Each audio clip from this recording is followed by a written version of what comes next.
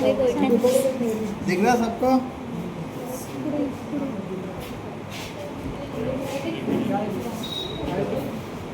So this is the anatomical position. This is already dissected. So where we have to give incision, we'll see that atria is very thin and ventricle thick walled. So we'll give incision on the atrial side of atrioventricular groove. Atrial side of atrioventricular groove, we'll give an incision and reflect it. And after reflecting it, we'll see the inside. So this part, which was continuation of this auricle, this part is rough part, including this thing. This whole part is receiving part or rough part, which have musculi pectinity coming out from this one is crista terminalis. This thing is crista terminalis, and from that crista terminalis, these structures are called as musculi pectinity. So these are two features of rough or receiving part of right atrium. Apart from this rough or receiving part of the right atrium, there are two other parts. One is septal wall and one is outflowing part. So three parts are there. One is rough receiving part, one is septal wall, and one is smooth outflowing area. So in rough or receiving part, there is crista terminalis, which is exactly opposite of sulcus terminalis and musculi pectinity. In lower mammals, these musculi pectinity are like typical pect. Pect means comb. Okay? But in case of higher mammals, such as human being, you can see the muscular ridges, they are branched. So forming reticular formation, not like a typical comb. It is forming a reticular formation because these musculi pectinity are branched at the end. At the terminal end, these musculi pectinity are Y-shaped, branched. So because they are Y-shaped or branched, so at the end they are forming a reticular formation, not like parallel dent of a comb. Now coming to the other things, what are the other in all these three parts? Among all these three parts, we'll get 5 opening. One is opening for superior vena cava. This is opening for superior vena cava. This is opening for inferior vena cava. Inferior vena cava, here you can see the crista terminal is continuous here below as a hockey stick and forming a valve. This valve is called as Eustachian valve. Superior vena cava does not require any valve because this yellowish structure, this one is SA node. So here you can see this yellowish structure. This yellowish structure is SA node. So contraction starts from SA node. So no need of valve at superior vena cava. But inferior vena cava is guarded by Eustachian valve. So these two are at the boundary of rough area or receiving part. Superior vena cava and inferior vena cava. Through these two vessels, blood are received. But it is not truly inside the receiving part. These two vena cava are at the boundary of rough area and smooth area. Not exclusively within rough area. Superior vena cava and inferior vena cava are situated at the boundary of rough and smooth area. Okay. Now apart from these two openings, what are the other opening? Here you can see there is a small opening.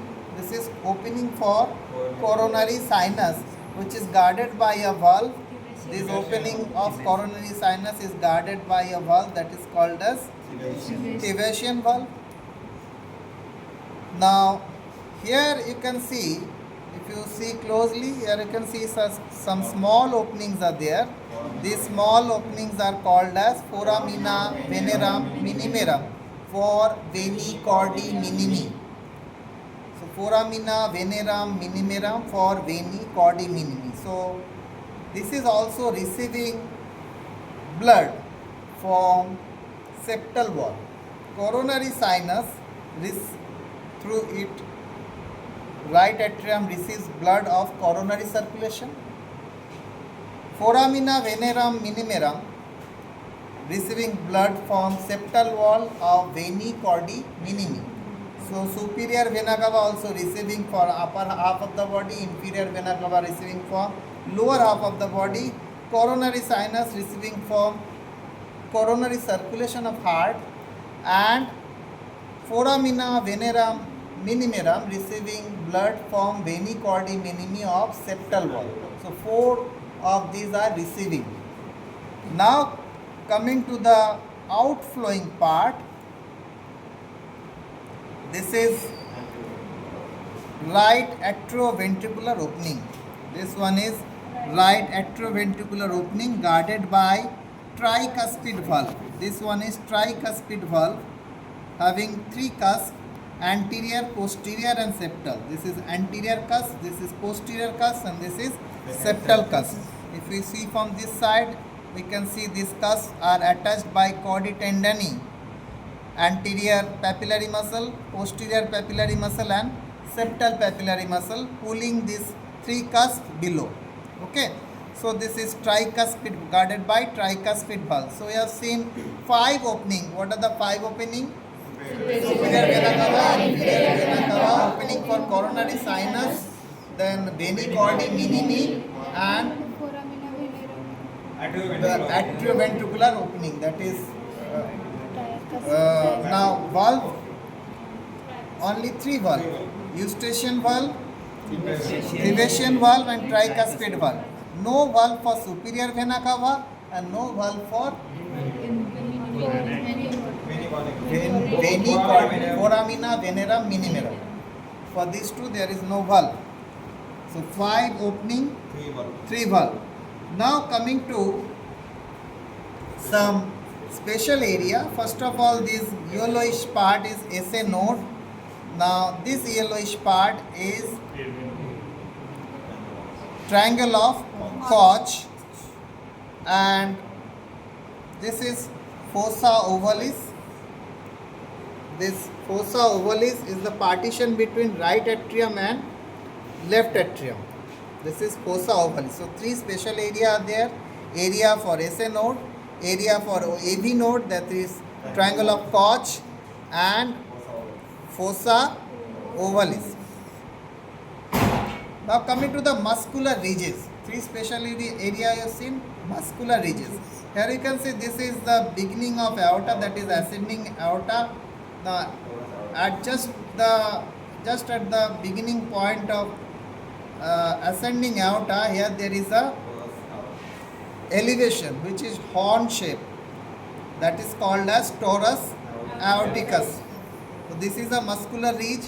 Here you can see there is a muscular ridge that is called as tendon of Todaro, and